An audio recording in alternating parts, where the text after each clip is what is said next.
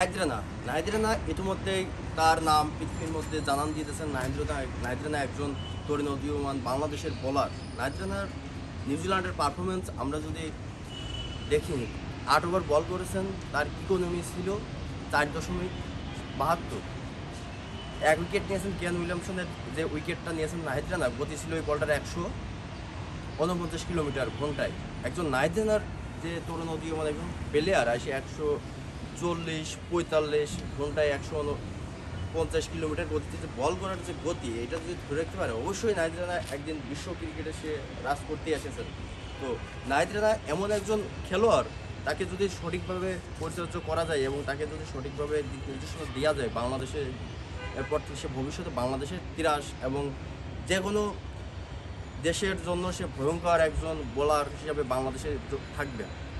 তো বাংলাদেশ এমন একজন বোলার খুঁজে পেয়েছেন, সঠিক যত্ন নিলে অবশ্যই নাহিদ রানা ভালো করবেন। আপনাকে আরেকটা জিনিস বলে রাখি, নাহিদ রানা 8 ওভার বল করছে, এখানে 28টা বল ডট দিয়েছে।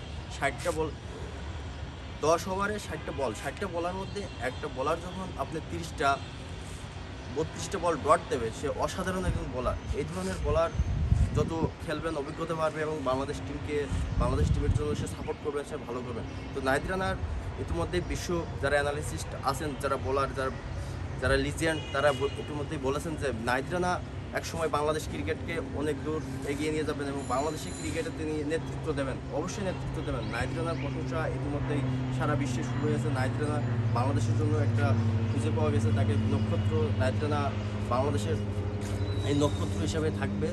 তো নাহিদ রানার জন্য শুভকামনা।